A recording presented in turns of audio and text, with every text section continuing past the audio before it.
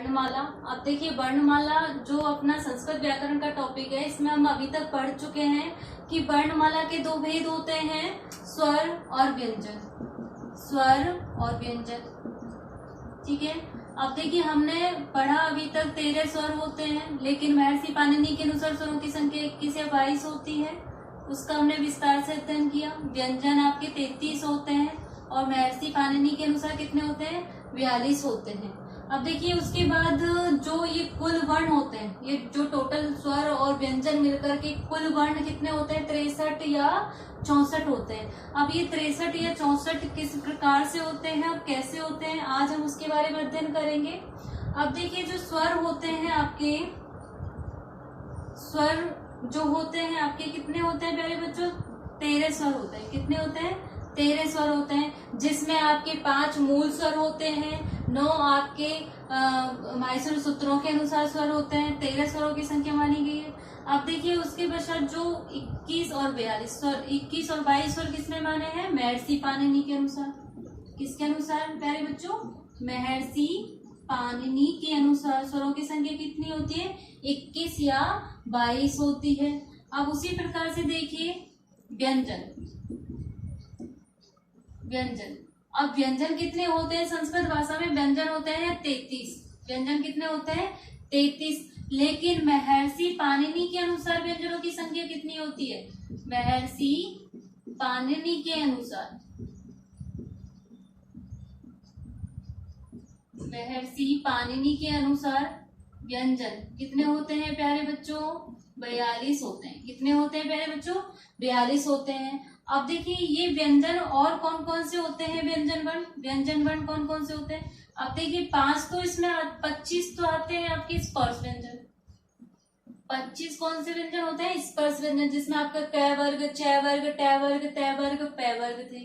पांचों वर्ग के 5-5 वर्ण हो गए 25। उसके पश्चात आपने पढ़ा था अंतस्थ व्यंजन।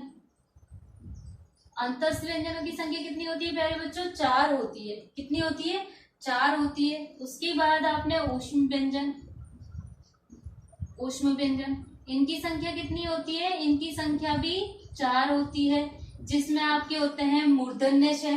देखिए मूर्धन्य, इसलिए तो होता है तालव्य श, मूर्धन्य श, दंतस्य श और ह, ठीक है। इस प्रकार से इनकी संख्या भी कितनी होती है, 4 होती है। ये एक तरह से आपकी रिवीजन क्लास भी है, और हम टोटल 63 और 64 वर्ण किस प्रकार से होते हैं इसके बारे में जानेंगे। ऊष्म व्यंजन, ऊष्म व्यंजन के बाद एक व्यंजन होता है आपका व्यंजन वर्ण विसर्ग। विसर्ग को आप इस तरीके से व्यक्त करते हैं। एक होता है आपका अनुस्वार। क्या होता है प्यारे बच्चों, अनुस्वार। अनुस्वार को किस तरीके से, इस तरीके से, इसकी संख्या 1, इसकी संख्या भी 1 होती है। उसके पश्चात आपका होता है जिह्वा मूल्य। कौन सा होता है प्यारे बच्चों, जिह्वा मूल्य। इसकी संख्या भी कितनी बताई थी आपको, 1 होती है। कितनी होती है प्यारे बच्चों, 1 होती है। उसके पश्चात आपका होता है उपदमानीय। उपदमानीय, इसकी संख्या देखिए जिह्वा मूल्य जो होता है इस तरीके से, इसके आगे अर्ध विसर्ग लगा होता है क, लेकिन इनकी संख्या 1 ही मानी जाती है। उपदमानीय जो होता है ये प होता है, इसके आगे भी अर्ध विसर्ग लगा होता है। इनकी संख्या भी कितनी होती है प्यारे बच्चों, 1 ही होती है। कितनी होती है प्यारे बच्चों, 1 होती है। उसके पश्चात आपका होता है यम वर्ण। कौन से वर्ण प्यारे बच्चों, यम वर्ण। इनकी संख्या कितनी होती है, 4 होती है। और यम वर्ण कौन कौन से होते हैं आपके, कूं, खूं, गुं, इस तरीके से ऊपर लगा होता है अर्धचंद्राकार, कूं, खूं, गुं, घूं, ठीक है। इस तरीके से इनकी संख्या कितनी होती है, 4 होती है। एक होता है दुह स्पृष्ट व्यंजन वर्ण। कौन सा होता है, दुह स्पृष्ट व्यंजन वर्ण। इनकी संख्या कितनी होती है प्यारे बच्चों, 1 होती है। इस प्रकार से व्यंजनों की संख्या कितनी होती है, 42। कितनी होती है प्यारे बच्चों, 42। जो किसके अनुसार मानी गई है, ये महर्षि पाणिनि के अनुसार मानी गई है। महर्षि पाणिनि के अनुसार कितनी मानी गई है व्यंजनों की संख्या, 42। कितनी मानी गई है प्यारे बच्चों, 42 मानी गई है। स्वरों की संख्या सामान्यतः 13 मानी गई है, लेकिन महर्षि पाणिनि के अनुसार कितनी मानी गई है, 21 या 22 मानी गई है। अब देखिए इनको कैसे करते हैं अपन, 21 या 22। अब देखिए 21 और 22 मैंने आपको बताया था कि आपके प्लुत स्वरों की संख्या कितनी होती है, 9 होती है। दीर्घ स्वरों की कितनी संख्या होती है, एक बार रिवाइज करवा देते हैं। इनकी संख्या 8 होती है। और आपके ह्रस्वरों की संख्या कितनी होती है प्यारे बच्चों, 5 होती है। कितनी होती है, 5 होती है। अब देखिए इसमें जो लृ होता है ना, ह्रस्वर में क्या होता है, लृ होता है, और एक प्लुत का भी लृ इस तरीके से बनता है। अगर आप इसको एक जगह काउंट करते हो, एक जगह नहीं करते हो, एक जगह अगर इसको काउंट करते हो तो महर्षि पाणिनि के अनुसार स्वरों की संख्या कितनी हो गई, 21 हो गई। अगर आप इसको दोनों जगह ही काउंट करते हो तो कितनी हो गई, 22 हो गई। अब इस तरीके से होती है। अब देखिए 42 है ना, अगर आप इनको 42 और 22 ऐड करोगे तो कितना आएगा प्यारे बच्चों, 64। कितना बना, 64। अगर आप 21 और 42 को काउंट करोगे तो कितना बना प्यारे बच्चों, 63। इस प्रकार से आपके व्यंजन वर्ण जो टोटल कुल वर्ण स्वर और व्यंजन मिला के कुल वर्ण कितने होंगे, 63 या 64। इसमें आपके स्वर वर्ण भी होंगे और इसमें आपके व्यंजन वर्ण भी होंगे।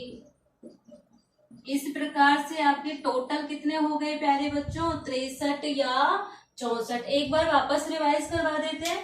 देखिए स्वरों की संख्या कितनी होती है संस्कृत भाषा में, 13। व्यंजनों की संख्या, स्वरों की महर्षि पाणिनि के अनुसार स्वरों की संख्या कितनी होती है, 21 या 22। व्यंजनों की संख्या कितनी होती है प्यारे बच्चों, 33 होती है। लेकिन महर्षि पाणिनि के अनुसार व्यंजनों की संख्या कितनी होती है, 42 होती है। वो किस प्रकार से होती है, स्पर्श व्यंजन 25, अंतस व्यंजन कितने होते हैं प्यारे बच्चों, 4। उष्म व्यंजन कितने होते हैं, 4। विसर्ग 1, अनुस्वार को भी 1। जिह्वा मूल्य के 2 वर्ण होते हैं, अर्ध विसर्ग आगे लगा होता है, लेकिन इनकी संख्या को हम 1 मानते हैं। उसके पश्चात आपके उपपदमानीय, ये भी 1 होता है। प फ होता है, अर्ध विसर्ग आगे लगा होता है। यम वर्णों की संख्या भी कितनी होती है प्यारे बच्चों, यम वर्णों की संख्या 4 होती है। कितनी होती है, 4। कु खु गु घु, इस तरीके से यम वर्ण आपके 4 होते हैं। दोहा स्पष्ट वर्ण आपका 1 होता है। इस प्रकार से आपके महर्षि पाणिनि के अनुसार टोटल 42 वर्ण होते हैं। केवल आपसे यही पूछा जाता है कि व्यंजन कितने होते हैं, 33, और महर्षि पाणिनि के अनुसार कितने होते हैं, 42। और आपके स्वर कितने होते हैं, 13। लेकिन महर्षि पाणिनि के अनुसार स्वरों की संख्या कितनी होती है, 21 और 22। ये आपकी संस्कृत व्याकरण पढ़ने से पहले आपको संस्कृत वर्णमाला के बारे में इतना आना चाहिए। अब देखिए इनका आप इनको अपनी कॉपी में नोट करोगे और आपके संस्कृत वर्णमाला से रिलेटेड आपके जो भी आपके पास बुक है उसमें लिखा होगा, आप उसके नोट्स बनाओगे, अपनी कॉपी में नोट करोगे, ठीक है। अब देखिए अपना जो नेक्स्ट टॉपिक रहेगा वो रहेगा उच्चारण स्थान। अब हम जो नेक्स्ट क्लास में पढ़ेंगे वो क्या पढ़ेंगे प्यारे बच्चों, उच्चारण स्थान के बारे में पढ़ेंगे।